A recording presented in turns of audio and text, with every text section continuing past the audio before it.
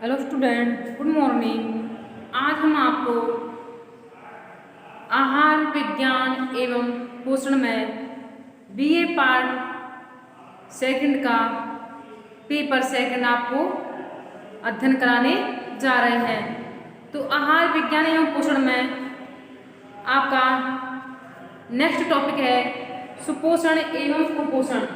सुपोषण क्या होता है एवं कुपोषण क्या होता है। सुपोषण यानी एक अच्छा पोषण, उचित पोषण, good nutrition and mail nutrition.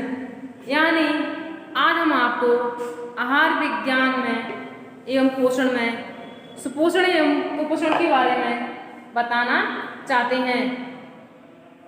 जिस तरह से मनुष्य को जीवित रहने के लिए भोजन की आवश्यकता होती है, जिस भोजन को हम ग्रहण करते हैं तो एक अच्छा सुपाच्य पौष्टिक तत्वयुक्त भोजन होना चाहिए ताकि व्यक्ति के शारीरिक विकास पूर्ण रूप से हो सके।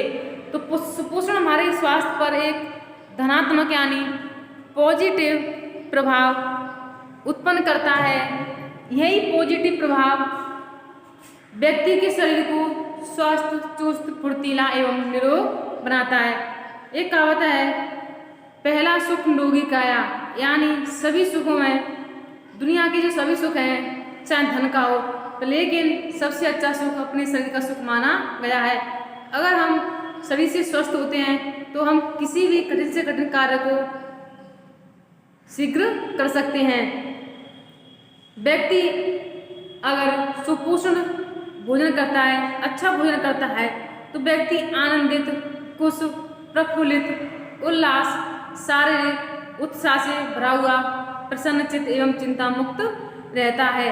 अर्थात सुपोषण से व्यक्ति का शारीरिक, मानसिक, सामाजिक, उसकी कुशलता में, उसकी वृद्धि, विकास में सहायता प्रदान करता है। जब बच्चे का जन्म होता है, बच्चे के विकास की प्रक्रिया है माँ के गर्भाधान से ही प्रारंभ हो जाती है। अगर बालक को गर्भावस्था में एक अच्छा पोषण दिया जाता है, अच्छा सुपोषण दिया जाता है, तो एक स्वस्थ बच्चे का विकास होता है, एक स्वस्थ बच्चे का जन्म होता है।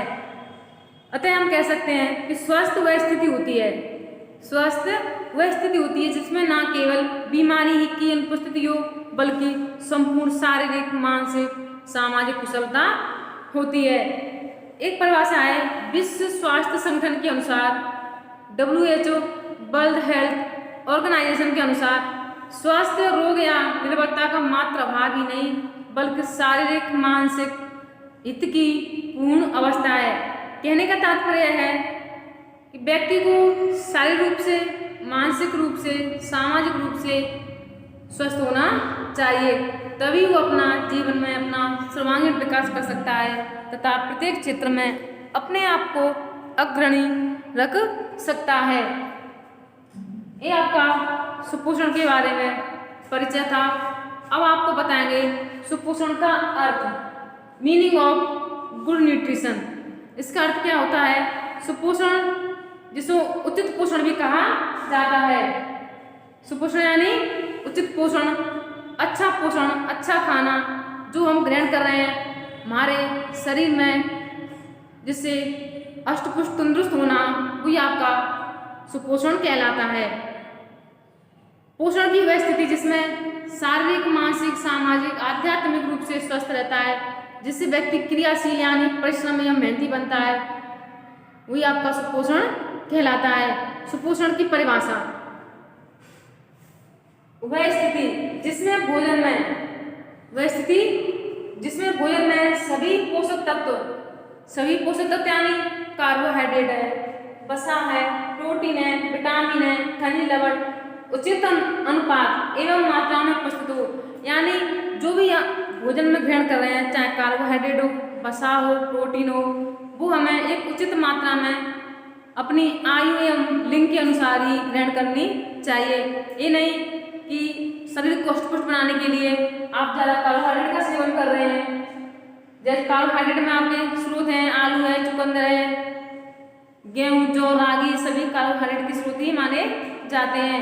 उसी प्रकार वसा है, चिकनाई पदार्थ है, कुछ सैचुरेटेड होते हैं, कुछ अनसैचुरेटेड होते हैं। तो वसा का उपयोग अधिक नहीं करना चाहिए, इससे अधिक भार बढ़ता है।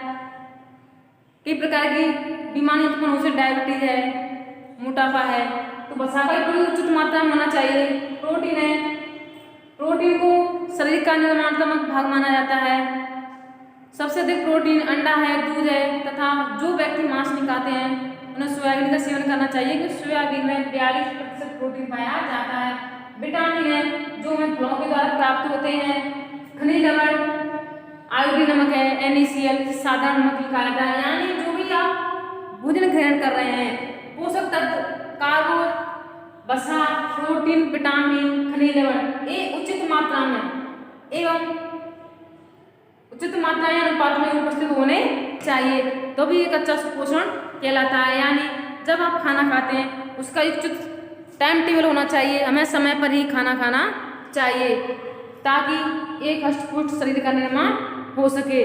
सुपोषण की स्थिति में इस सुपोषण को आप संतुलित आहार भी कह सकते हैं। जब आप कार्बोहाइड्रेट, वसा, प्रोटीन उचित मात्रा में, उचित अनुपात में लेते हैं तो एक संतुलित बैलेंस डाइट के रूप में इसको ग्रहण करते हैं, तो वही आपका एक संतुलित आहार कहलाता है। तो सुपोषण की स्थिति में संतुलित आहार के सेवन से प्राप्त होती है। संतुलित आहार वह आहार होता है जिसमें सभी प्रकार के कार्बोहाइड्रेट, वसा, प्रोटीन उपस्थित होते हैं। संतुलित आहार के सेवन से व्यक्ति का जो स्वास्थ्य उत्तम रहता है, कार्य करने की क्षमता बढ़ती है, एकाग्रता बनी रहती है, व्यक्ति प्रसन्नचित्त, आनंदित रहता है। अगर व्यक्ति अच्छा प्रोटीन लेता है, उसका खान पान अच्छा होता है, तो उसकी त्वचा सुंदर, आकर्षक, चमकदार एवं कांतिहीन होती है, तथा से जो भूख है वो खुलकर लगती है। अब आपके सुपोषण के लक्षण। सुपोषण, अगर आप एक अच्छा भोजन ग्रहण करते हैं तो मनुष्य में, चाहे वो बालक हो, बालिका हो, छोटा बच्चा हो, तो उसके कौन कौन से लक्षण होते हैं? सुपोषित भोजन करता है, कौन कौन से लक्षण होते हैं? जब एक व्यक्ति अच्छा भोजन खाता है, अच्छा भोजन करता है, संतुलित आहार लेता है अपने दैनिक जीवन में, तो उसकी त्वचा सुंदर, चमकदार, धब्बे रेत, आकर्षक, झुर्रियाँहीन होती है। दांत एवं मसूड़े स्वस्थ होते हैं। खनिज लवण, यानी कई प्रकार के जो खनिज लवण फलों से प्राप्त होते हैं। दांतों को स्वस्थ रखने के लिए खट्टे फलों का सेवन करना चाहिए, क्योंकि खट्टे फलों में विटामिन C पाया जाता है, जिससे इस सभी रोग से मसूड़ों एवं दांतों को बचाया जा सकता है। दांत सफेद एवं चमकदार होते हैं, उनकी बनावट दोष रहित होती है। दांतों की विशेषताओं के ऊपर, दांतों की बनावट को ही देखकर हम व्यक्ति के स्वास्थ्य के बारे में पता लगा सकते हैं। जो व्यक्ति स्वस्थ होता है उसके दांत सीधे, चमकदार एवं दुर्गंधहीन होते हैं। बाल लंबे, चिकने, घने एवं चमकीले होते हैं। जो हमारे नाखून हैं, हमारे बाल हैं, ये भी प्रोटीन से बने हुए होते हैं। जो क्रिएटिन प्रोटीन है, क्रिएटिन प्रोटीन के द्वारा ही हमारे बाल और नाखून बने हुए होते हैं। तो एक अच्छा प्रोटीन ग्रहण करते हैं जिससे हमारे बाल, नाखून, बॉडी में चमक उत्पन्न होती है। होठ गुलाबी एवं कोई घाव नहीं होते हैं। आंखें चंचल एवं चमकदार होती हैं। मलमूत्र, पसीने में उत्सर्जन समय पर होता है। पाचन क्रिया सही होती है। जो आपका लिवर है, शरीर की सबसे बड़ी ग्रंथि है, उसका कार्य सुचारू रूप से चलता है। शरीर ताजगी एवं स्फूर्ति रहती है। शिशु की लंबाई एवं भार के अनुसार उसका विकास नियमित एवं सतत रूप से धीरे धीरे चलता रहता है। शरीर का बाह्य एवं आंतरिक भाग मैसाइक संतुलित रूप से रहता है। जिस तरह से बाहरी रूप से स्वस्थ रहता है, आंतरिक रूप से भी स्वस्थ रहता है। जो इंटरनल ऑर्गन होते हैं, जैसे आपके हृदय, हार्ट है, किडनी है, लिवर है, छोटी आंत, बड़ी आंत, ये सभी जो आमाशय है, स्टोमच, यानी ये पूर्ण रूप से कार्य करते हैं, तो शरीर स्वस्थ होता है। मानसिक रूप से व्यक्ति स्वस्थ होता है। तो ये आपके एक अच्छा सुपोषण के लक्षण होते हैं। और आप अच्छा भोजन ग्रहण करते हैं तो इस प्रकार के लक्षण उस व्यक्ति में पाए जाते हैं। अब आपको पढ़ाएंगे सुपोषण का मूल्यांकन। और आप कोई ही कार्य करते हैं तो उसका बाद में रिजल्ट देखते हैं। जब एक बच्चा अच्छा खाना खाता है तो रिजल्ट क्या होता है कि बच्चा स्वस्थ एवं फुर्तीला, चंचल है। उसी प्रकार अच्छा भोजन करते हैं, उसके क्या रिजल्ट निकलते हैं, उसके किस तरह से हमें मूल्यांकन करना चाहिए। तो आहार में पर्याप्त मात्रा में जब आप आहार ग्रहण करते हैं तो आहार में कुछ वनस्पतियों से प्राप्त होता है, पादप जगत से, कुछ हम जंतु जगत से भी भोजन ग्रहण करते हैं। जो शाकाहारी होते हैं पादपों पर निर्भर होते हैं, जो मांसाहारी होते हैं जंतुओं पर निर्भर होते हैं। अगर आप मांसाहारी भी ना हो तब भी हमें प्राणी जगत पर ही निर्भर रहना पड़ता है। आहार में पर्याप्त प्राणी एवं वनस्पति भोज्य पदार्थ होना चाहिए। इसके लिए कृषि, सब्जी उत्पादन है, मत्स्य पालन है, गो पालन है, बकरी पालन है, मुर्गी पालन पर विशेष ध्यान देना चाहिए, क्योंकि इससे हमें दैनिक आहार के रूप में हमें दूध की तथा कई प्रकार के भोजन की समस्या नहीं होती है। संतुलित आहार का नियोजन करना चाहिए। ये परोसने का ढंग है सही रूप से होना चाहिए। भोजन स्वादिष्ट एवं आकर्षक होना चाहिए, व्यक्ति के सभी मांगों का पूर्ति हो सके। भोजन परोसने का ढंग आकर्षक एवं परिवार के प्रत्येक सदस्य भरपेट भोजन कराना चाहिए। तो ये आपका सुपोषण के बारे में जानकारी है। अब आपको बताएंगे कुपोषण के बारे में।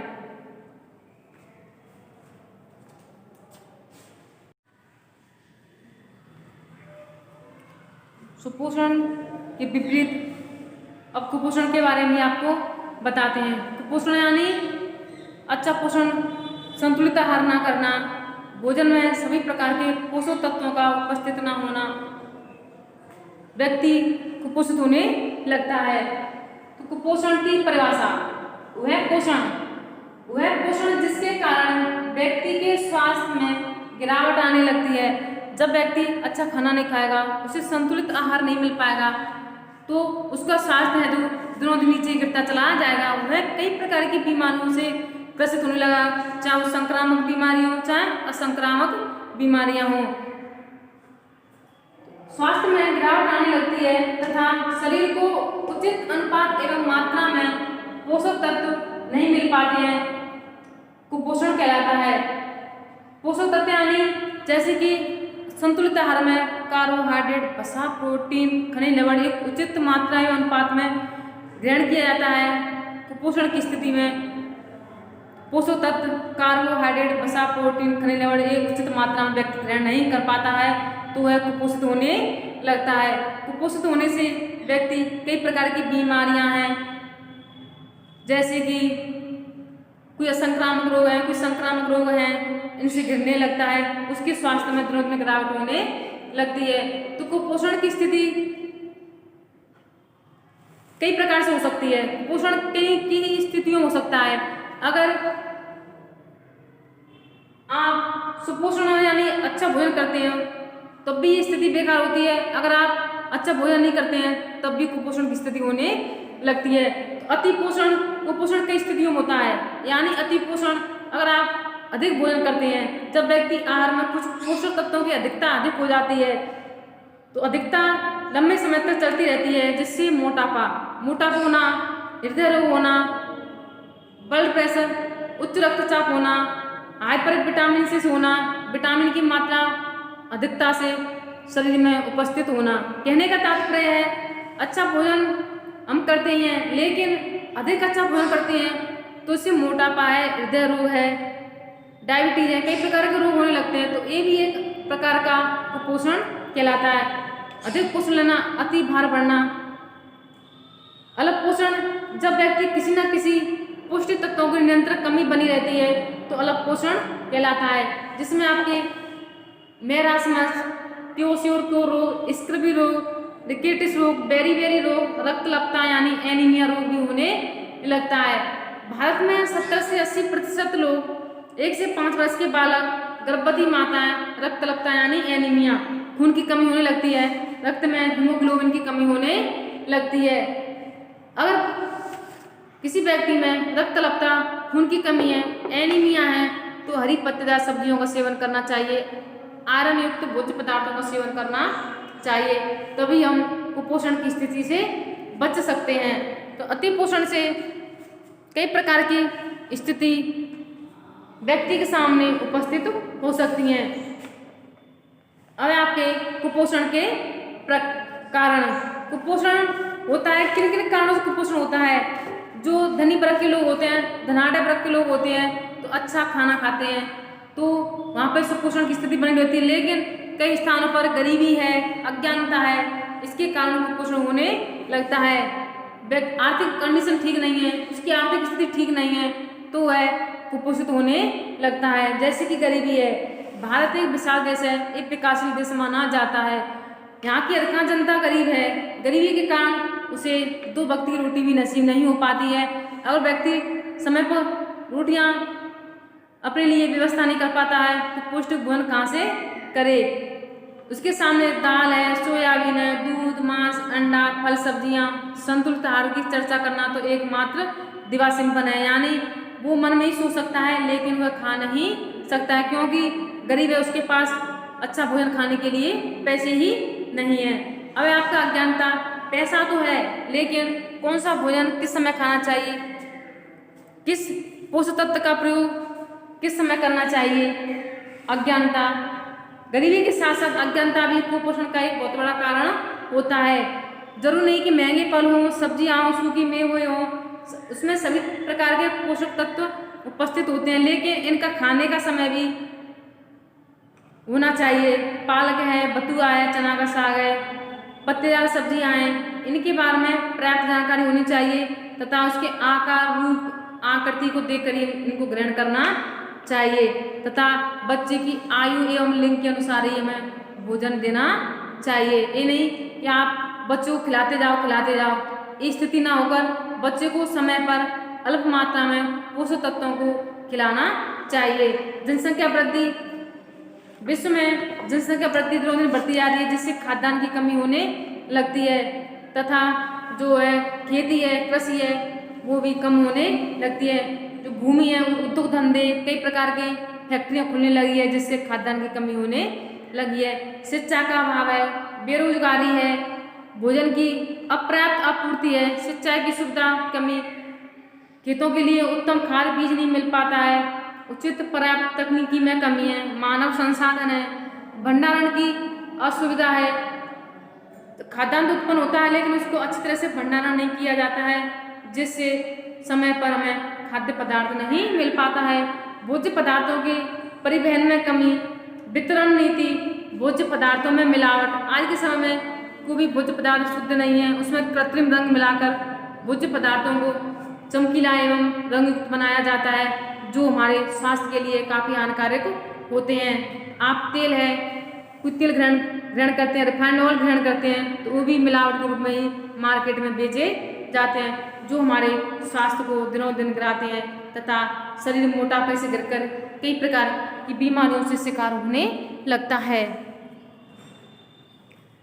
नेक्स्ट है आपका भोजन की संबंधी भ्रांतियाँ, यानी कुछ कहते हैं इसको मत खाओ, ये अच्छा नहीं माना जाता है, मांसाहारी भोजन मत खाओ, शाकाहारी भोजन ग्रहण करो। यानी शाकाहारी भोजन ग्रहण करो तो उसके साथ भी सही प्रकार के पोषक तत्व उपस्थित होने चाहिए तथा अच्छे भोजन के लिए हमें ऊर्जा युक्त भोजन ग्रहण करना चाहिए।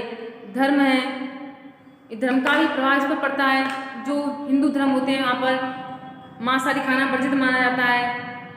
जैन धर्म होते हैं यहाँ पर कंद फूल सब्जियों को नहीं खाते हैं। इन सभी भ्रांतियों को छोड़कर हमें पोषक तत्व ग्रहण करने चाहिए। संस्कृति का प्रभाव, परिवार का आकार एवं संरचना, जब जहाँ परिवार बड़े होते हैं तो वहाँ पर वस्तु की उपलब्धता कम होती है। परिवार में भोजन की वितरण का तरीका किसी की पसंद नापसंद है, व्यक्ति विशेष में संवेदनशीलता है, फैशन है, शहरीकरण है। फैशन यानी कुछ बच्चे मोटे ना हो जाए, मोटापा ना बढ़े, खाना कम ही खाते हैं, इसलिए लंच या डिनर के समय सैंडविच, बर्गर है, इनको ग्रहण करते हैं जो हमारे स्वास्थ्य के लिए काफ़ी हानिकारक हमारे स्वास्थ्य को काफ़ी प्रभाव डालते हैं। शहरीकरण है, पाचन एवं अवशोषण चयापचय में कमी। आज के खाद्य पदार्थ ऐसे हैं जो हमारे शरीर या हमारी पाचन संस्थान है, डाइजेस्टिव सिस्टम है, इनको पचा नहीं पाते हैं जिससे अत्यचार है, पैचिस है, अपच है, कब्ज आदि होने लगती हैं। इससे कई प्रकार नाड़ी संस्थान यानी नर्वस सिस्टम से संबंधित भी कई प्रकार के रोग उत्पन्न होने लगते हैं, जैसे पागलपन है, मिर्गी है, विक्षिप्त है, तीव्र सिर दर्द है। ये आपके कुपोषण के कारण हो गए। अब है कुपोषण के लक्षण। जिस तरह से सुपोषण यानी अच्छा भोजन करता है तो व्यक्ति चमकदार कांतियुक्त त्वचा होती है। अगर व्यक्ति कुपोषित होता है तो उसके शरीर पर क्या क्या लक्षण दिखाई देते हैं, अब हम उन लक्षणों के बारे में आपको बताएंगे। जब व्यक्ति कुपोषित होता है तो कैसे दिखाई देता है। कुपोषित व्यक्ति का शरीर शारीरिक एवं मानसिक दोनों रूपों से ही प्रभावित होता है। उसकी जो बौद्धिक विकास है वो भी धीरे धीरे कम होने लगता है तथा बालक का मन पढ़ने लिखने खेलने कूदने में नहीं लगता है, जिससे बालक चिड़चिड़ा, क्रोधी एवं अशांत बेचैन होने लगता है। कुछ बच्चे उनको समय पर उचित भोज्य पदार्थ यानी अच्छा पोषण नहीं दिया जाता है, या तो समय से पहले ही जन्म लेते हैं जिनका मस्तिष्क कम विकसित होता है तथा उसकी कई प्रकार की शारीरिक क्रियाओं पर प्रभाव पड़ता है। आंख, नाक, कान, बाल इनका पूर्ण रूप से विकास नहीं हो पाता है। उसका जो शारीरिक प्रभाव है वो दिखाई देने लगता है।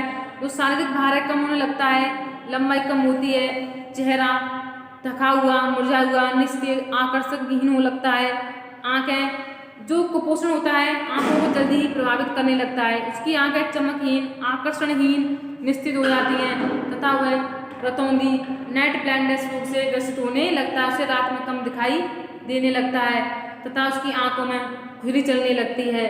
व्यक्ति अपनी किशोरावस्था में से बाल्यावस्था में भी अंधे की स्थिति में आने लगता है।